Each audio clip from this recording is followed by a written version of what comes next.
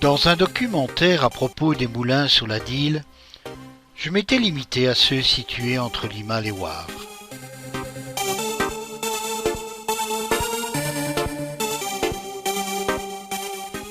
En Haute-Dyle comme en vallée de la Gette, on dénombrait un grand nombre de moulins à eau.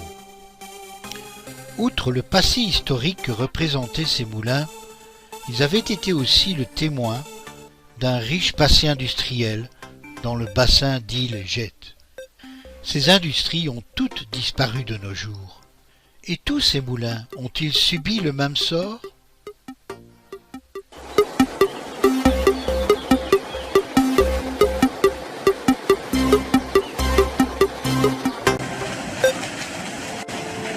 Apparaissant comme des ruisseaux sans importance, sans histoire, certains affluents de la Dyle et la Gette deviennent sources rares et riches pour notre patrimoine grâce à l'existence des moulins.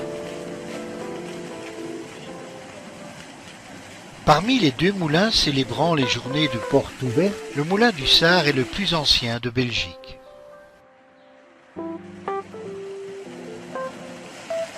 Il est le plus connu, il date de 1238 et le propriétaire actuel Daniel Dussart et son épouse l'ont remis en fonction avec l'équipement original.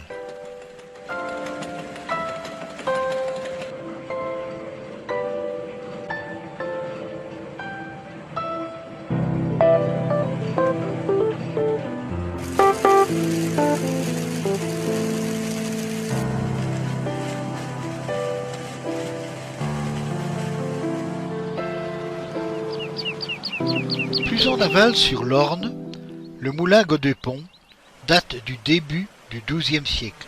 Le moulin cessa toute activité en 1960-61. Il a été rénové en habitation privée tout en gardant son équipement. En fait, nous connaissons plus ou moins l'histoire de ce moulin. Jean Martin, qui est malheureusement décédé depuis, est un historien qui habitait Ouallin et qui a fait ses recherches. Alors, en 1991, nous avons acheté le moulin de Godepont. Nous l'avons acheté en vente publique et nous avons acquis le moulin à la 3e adjudication. Donc le petit-fils du meunier, probablement parce qu'il était petit-fils du meunier et que c'était familial, a eu le souhait de garder au maximum le moulin. Il a vraiment tout nettoyé pour que ce soit un équipement joli à l'intérieur du moulin. Il a fait en sorte que la machinerie ne soit plus fonctionnelle en tant que telle, parce qu'une machinerie qui tourne, ça fait énormément de bruit. Il a fallu faire un choix entre moulin et maison. Il a fait le choix de la maison.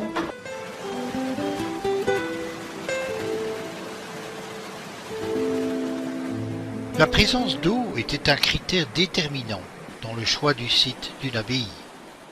Mon nom est Michel Dubuisson, je suis directeur adjoint de la SBL Abbaye de Villers-Staville et nous sommes ici dans une salle de l'ancien moulin des moines, donc qui est en fait un des seuls bâtiments qui est survécu à la Révolution française. Il n'a jamais été vendu. Il a continué à vivre sa vie de moulin jusqu'au milieu du 19e siècle, donc 50 ans encore après le départ des moines.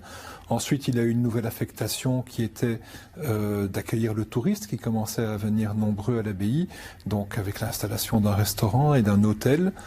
Et depuis 2016, il accueille également le nouveau centre du visiteur. Et donc sur ce grand moulin de l'abbaye, ce grand moulin des moines, en 2015, il y a eu réinstallation d'une roue à haupe, une roue en acier Corten, qui permet de produire, ça dépend les années, entre 15 000 et 25 000 kWh par an, ce qui est assez considérable quand on sait qu'un ménage, sa consommation moyenne est à peu près de 2 000 à 4 000 kWh par an. L'ensemble des aménagements, des efforts, disons, que fait la SBL en termes d'aménagement de jardin, en termes d'éco-pâturage, et ici aussi avec cette roue hydraulique, a valu à l'abbaye d'avoir un prix du développement durable en Brabant wallon en 2018. Ce qui est intéressant de noter, c'est que le moulin, l'ancien moulin des moines, est devenu depuis 2016 un petit peu le pivot central de la découverte du site, puisque c'est le premier lieu que les visiteurs découvrent. Et donc on a vraiment pu bénéficier du fait que ce moulin, à la différence du reste du site, n'a jamais été en ruine, pour utiliser toutes ces structures pour en faire un centre de visiteurs digne du renom de l'abbaye.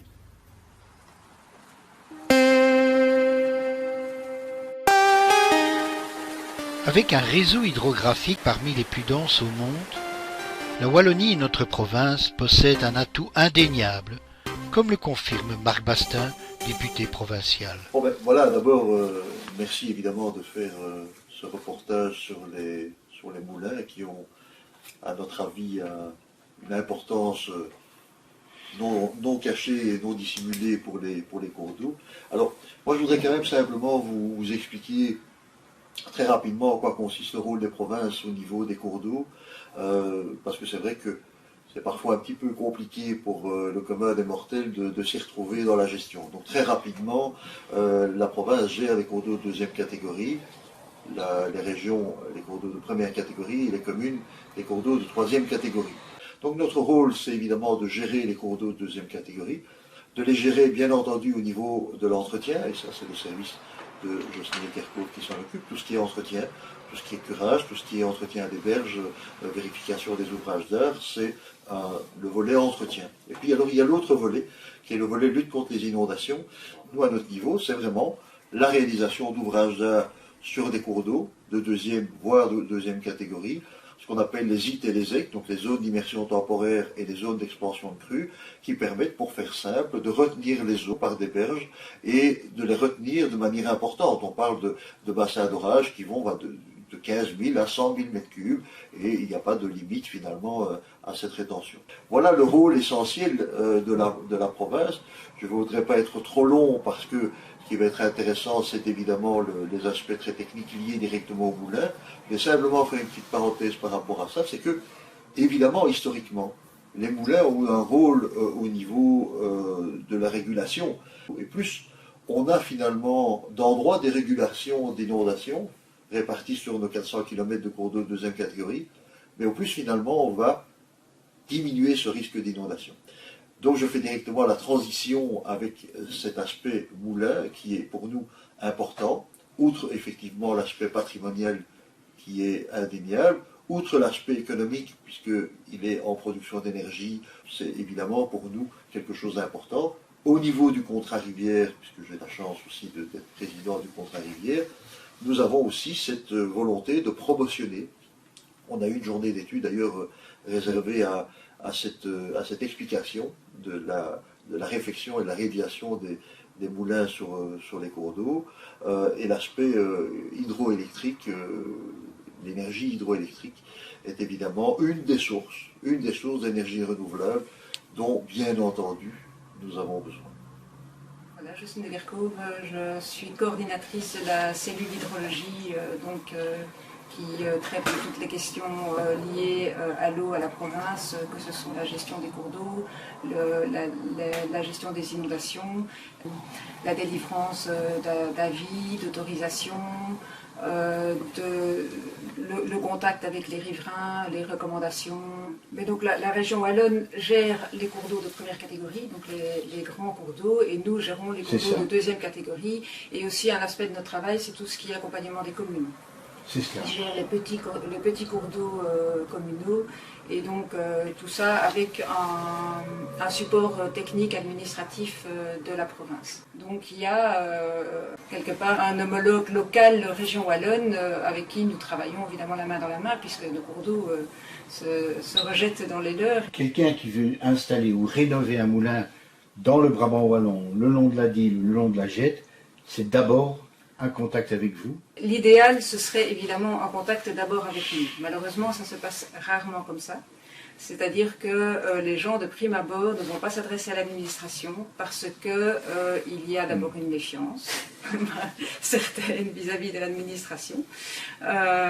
Et en plus, les gens considèrent qu'ils sont chez eux, que cet ouvrage leur appartient, et donc de prime abord, ils ne voient pas pourquoi ils devraient demander l'autorisation pour remettre en activité une installation qui se trouve chez eux. En tout cas, nous n'avons pas d'aide financière.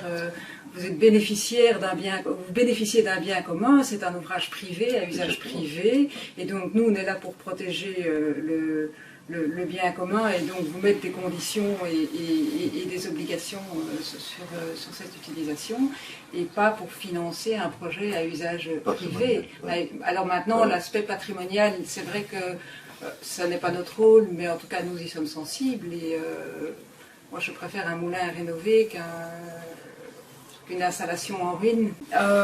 Actuellement, j'avais noté que j'avais 9 moulins en activité sur les cours d'eau de 2e catégorie, mais dedans je n'en ai que 2 qui ont fait l'objet d'un dossier administratif d'autorisation.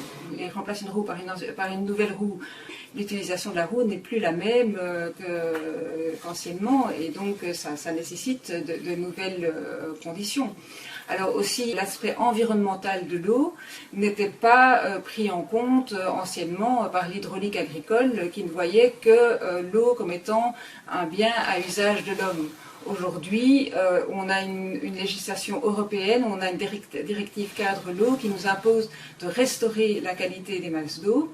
Or, le Code de l'eau impose aujourd'hui que quand on crée un obstacle sur un cours d'eau, on doit prévoir un ouvrage de régulation pour les poissons avec un débit réservé. Débit réservé veut dire évidemment moins de débit pour la turbine. Alors, une autre application du fait que les débits sont faibles, c'est que pour avoir suffisamment d'énergie, il faut des chutes importantes. Et on a aussi un impact plus important sur le cours d'eau en lui-même et sur la faune.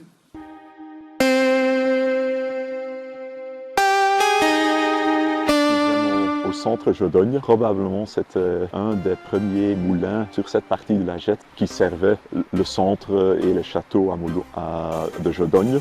Entre-temps, il y a de nouveaux moulins qui se sont installés. On habite rue du Grand Moulin, donc probablement le nom le plus utilisé à l'instant est le Grand Moulin. On avait retrouvé le nom de l'Ansequin quelque part dans des anciens livres comme référence de ce moulin. C'est ce qu'on utilise maintenant comme alternative pour le Grand Moulin. L'utilisation la plus récente est un moulin pour mouler des minéraux et aussi les sécher. Et ces minéraux étaient utilisés comme colorants dans l'industrie papetière. On a décidé de ne pas restaurer cette turbine, mais de mettre une nouvelle turbine tout près de la vanne. Elle est maintenant opérationnelle en plein régime depuis un an et demi. Ce sont des turbines en fonte, donc ils sont très durables et de telle manière on estime une durée de vie de 50 ans ou plus. Rentabiliser un tel projet n'est absolument pas évident. Il y a d'un côté l'investissement qui doit se faire dans les turbines, dans la passe à poisson, mais c'est surtout la partie génie civil qui est très importante, faire sorte que l'infrastructure soit là. Et pour rentabiliser cela d'une manière ou l'autre, on a effectivement besoin d'un peu d'aide. Et là, on a reçu une prime de la région. Et de l'autre côté, on reçoit des certificats verts pour la production d'électricité. L'investissement a un temps de retour de 20 à 25 ans. Au niveau de nos attentes par rapport à la production, produit à peu près la moitié ou 2/3 de ce qu'on avait estimé. Comme la turbine est en fonction depuis 1 an et demi, vous savez bien qu'il y a très peu de pluie qui a tombé. En soi, nous sommes toujours contents. Le moment qu'il y a du soleil, on est content bien sûr. Le moment qu'il y a de la pluie, on est super content aussi. Et ça nous rend plus heureux.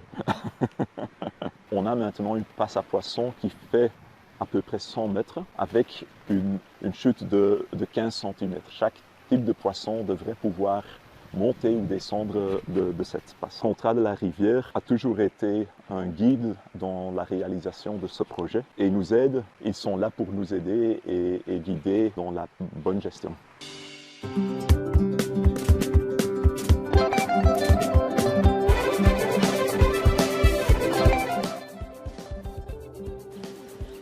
Bonjour, voilà, vous êtes au château de l'Armésière qui est situé à Jodogne. On est donc un petit peu en dehors de Jodogne, dans un écrin de verdure, dans un parc qui fait 4 hectares et demi. Au départ, c'était la seconde résidence du notaire Charlot de Jodogne. Nous, on a racheté le château en 2010, qui dans le château mère, on a quelques petites salles de conférence et 17 chambres doubles. Et dans la grande partie qui est la métairie, là vous avez 2 grandes salles pour des conférences ou des événements privés ou publics.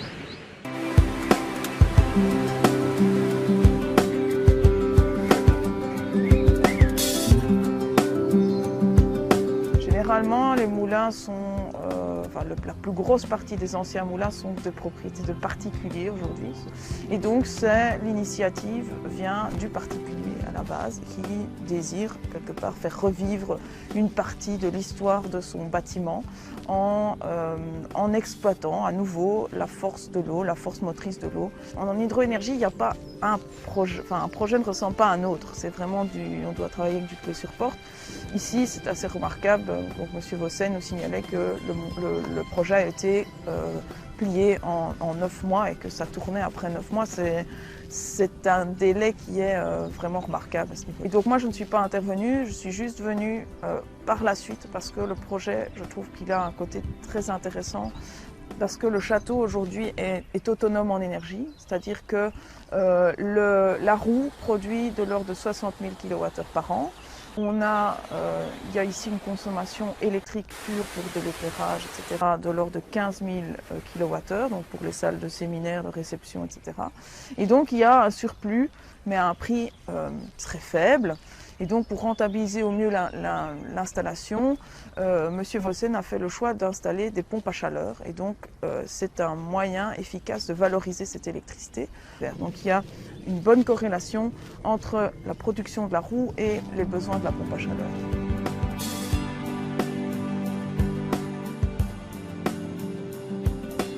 Maintenant, nous avons quelques soucis avec les 2 moulins hydroélectriques qui sont actuellement en activité. Et donc principalement, ça augmente la lame d'eau et ça rend le cours d'eau plus calme. Et donc dans le centre de Jodogne en amont, on a certains riverains qui se plaignent d'odeur. Le fait qu'il y en ait 2 qui étaient autorisés en même temps, on n'a pas pu non plus anticiper, je crois, l'effet cumulé des 2 moulins. Alors pour les moulins eux-mêmes, il y a un dépôt de déchets qui se fait sur les grilles juste avant le moulin. Et on voit certaines pollutions d'huile ou de graisse qui viennent s'accumuler en bord de ces moulins. Il y a des effets aussi au niveau des inondations, parce qu'en fait au niveau des moulins, en général, il y avait un bief de partage avec un flux d'eau qui partait pour réguler le débit qui arrivait au moulin. Et certains endroits, du coup, on a des effets de bouchons et des effets de freins qui provoquent alors peut-être une inondation juste en amont de ce barrage artificiel. Et en matière d'eau, le thème des inondations est un thème assez important ici à Jodogne, parce qu'on a eu quand même quelques épisodes importants. Donc mon rôle en tant qu'éco-conseillère, c'est de voir comment réduire ces risques en imaginant des projets en collaboration avec les gestionnaires de cours d'eau. Une grande zone d'expansion de crues a été créée à Jodogne Souveraine avec un barrage qui provoque la sortie des eaux à un endroit en amont de Jodogne. Mais cet endroit a beaucoup moins de risques pour la population puisque c'est prévu, c'est organisé. Voilà, mais donc ça a été réalisé par la région wallonne. Et donc on a aussi un aspect qui est le passage des poissons. Et donc avec les barrages et les moulins, on doit se concevoir des systèmes de remontée des poissons, soit par des passes à poissons, comme il y a ici au Grand Moulin. Et à Zétrudmé principalement, c'est un aménagement qui a été fait pour faciliter le passage des poissons. Donc on a eu un travail avec la région wallonne, qui est le gestionnaire du cours d'eau, pour mettre des enrochements. Donc par tous ces enrochements, on a réussi à changer un peu le fonctionnement local pour qu'il y ait toujours de l'eau qui parte vers la vieille jette, mais en même temps qu'on ait moins ces problèmes d'envasement au niveau du moulin. En plus, au niveau biodiversité, c'est très intéressant parce que tous ces rochers vont servir de zone de frayage pour les poissons et vont permettre aux poissons donc que les œufs soient bien cachés et qu'ils puissent mieux se reproduire.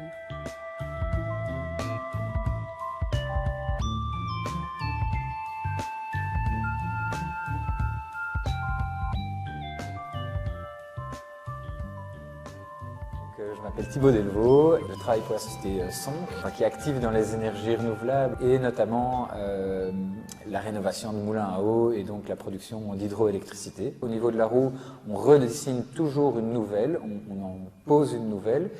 Donc c'est une machine moderne avec des précisions mécaniques modernes, avec des techniques de montage modernes, mais toujours avec un aspect rustique et ancien pour vraiment garder l'esprit évidemment du site.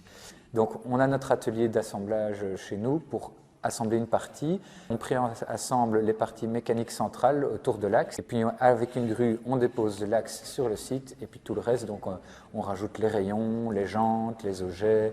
Donc sur le bassin de la Dyle et la Jette, il y a en fait énormément d'anciens moulins. On a regardé à la grosse louche, il y a une centaine d'anciens moulins sur le bassin de la Dyle et de la Jette.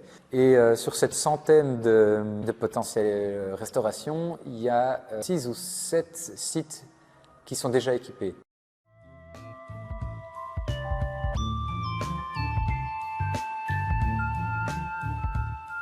On est ici à Ty, à Vésity, dans une propriété qui date, dans laquelle il y avait un moulin.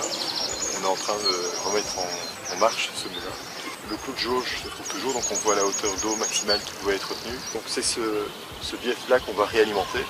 Et donc on a tout rasé, on a reconstruit un bâtiment et puis on va replacer toute la machinerie, la roue, ainsi que 2 vannes. Donc une qui se trouve, comme je vous l'ai dit, à la bifurcation entre l'île primaire et le bief, et une autre qui permettra de réguler aussi le débit.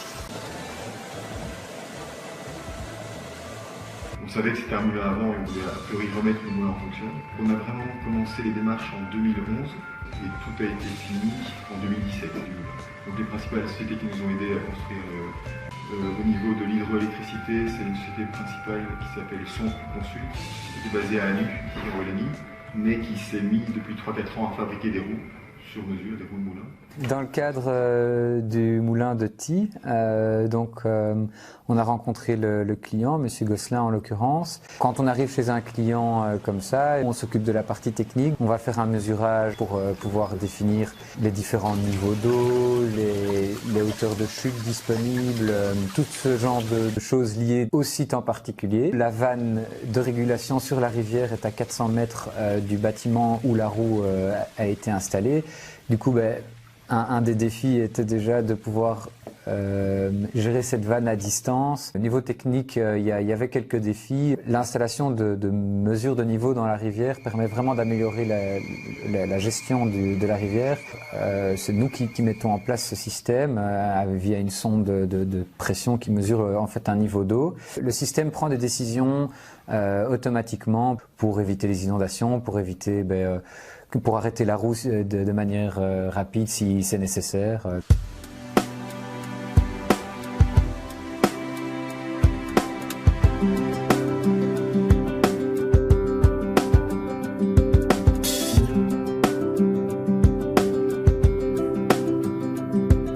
Voilà, donc je suis Michael Ovidio, je suis professeur et chercheur à l'Université de Liège. Donc j'ai une formation de biologiste et je suis spécialisé plutôt en hydroécologie et plus particulièrement en écologie des poissons et dynamique des populations également. Et on a également réalisé pas mal de suivi sur les phénomènes migratoires de poissons en rivière. Et donc c'est à ce titre-là qu'on est souvent consulté pour des problématiques liées à l'hydroélectricité, puisque les poissons, au cours de leur migration, vont être confrontés aux barrages hydroélectriques dans les rivières. Alors nous sommes ici sur le site de Méry, sur l'Ourthe, au niveau d'une centrale hydroélectrique, qui a la particularité d'avoir 2 types de turbines. Donc on a en rive gauche des turbines Kaplan, qui sont des turbines anciennes qui sont potentiellement dangereuses pour les poissons. Et en rive droite, on a une turbine en vis d'Archimède, qui est un nouveau type de turbine, qui est une turbine qu'on appelle fish friendly, puisque quand les poissons passent à travers la turbine, eh bien, ils ne sont pas coupés en morceaux par la turbine. Ce site est également équipé d'une échelle à poissons et d'un bypass de dévalaison, qui est un système de protection qui permet aux poissons de contourner en fait les turbines Kaplan. Pour comprendre le comportement des poissons, c'est qu'on va leur placer des émetteurs en fait dans leur cavité intrapéritonéale par opération chirurgicale, et on va pouvoir suivre les poissons à distance avec des systèmes d'antennes. Et donc quand le poisson arrive au niveau du barrage hydroélectrique, on connaît son comportement. On ne voit pas le poisson, mais par l'intermédiaire du signal de biotélémétrie, on peut le localiser et savoir par où il va passer le barrage.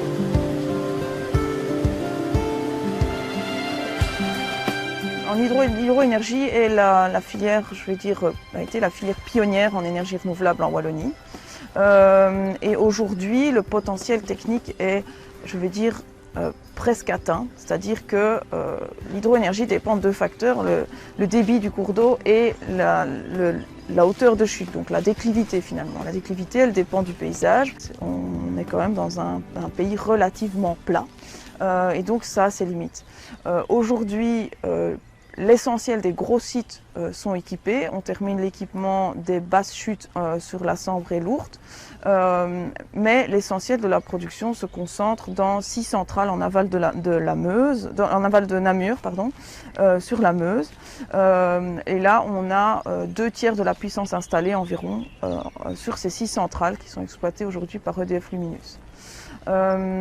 Pour le reste, il y a plusieurs centaines d'autres petits sites qui sont aujourd'hui exploités en voie de réhabilitation ou qui peuvent être réhabilités. Quand on considère le panel d'énergie renouvelable qui sont exploités en Belgique, l'hydroélectricité représente de l'ordre moins de 2% en fait de la production électrique renouvelable. On est à une époque où il y a beaucoup de demandes d'installation de centrales hydroélectriques. C'est considéré évidemment comme une énergie verte dans le sens qu'il n'y a pas de pollution, de rejet chimique, voilà, de pollution par du CO2, mais il y a des impacts évidemment sur l'écologie des rivières. Pour l'avenir, ce qui est vraiment très important, c'est de minimiser les impacts de l'hydroélectricité. Et je pense que pour l'instant, on a quand même des solutions voilà, qui sont envisageables, qui existent, comme les échelles à poissons, des turbines ici amies des poissons. Mais disons qu'il faut aussi bien réfléchir à l'effet cumulé de tous ces petits obstacles qui sont présents sur les cours d'eau. Et donc il faut que les poissons puissent passer rapidement les ouvrages hydroélectriques. Une fois ici, dans le sous-bassin, d'Iljet, donc il y a à peu près une dizaine de projets, une petite dizaine de projets, sur des cours d'eau parfois fort différents, un petit cours d'eau comme la Nétenne et puis un grand cours d'eau comme la Dille. C'est une aubaine effectivement pour les propriétaires de ces anciens moulins, souvent c'est au niveau d'anciens moulins, mais voilà, c'est pas non plus sans conséquence au niveau des cours d'eau, hein. Le principal est tout simplement que cette turbine sectionne la rivière et donc il y a un problème pour la circulation des poissons, mais il y a également un problème au niveau du transport de sédiments. Donc il y a une accumulation de sédiments qui se fait en amont. Une conséquence de tout ça, c'est qu'on change complètement la configuration du cours d'eau. Sur l'Orne, donc en traversée d'agglomération, une augmentation d'eau qui est assez importante. Et on passe ici d'un cours d'eau donc assez rapide à un cours d'eau extrêmement lent. Après, il y a un autre problème, c'est que tous ces étés, là ça fait quelques étés qu'on a une très forte chaleur et donc un niveau d'eau extrêmement bas avec un rabattement des nappes et au niveau des cours d'eau également. Il y a aussi des restrictions de l'usage de l'eau. Donc il y a parfois un arrêté de gouvernement qui demande à tous les exploitants de ces stations d'hydroélectricité de couper leurs stations. Et c'est arrivé une fois en 2019 et une fois également en 2018, à ma connaissance. Alors après, il faudra cadrer ces volontés-là, c'est en bonne voie, pour que l'effet négatif sur le cours d'eau soit le moindre possible. Donc, avec un impact qui se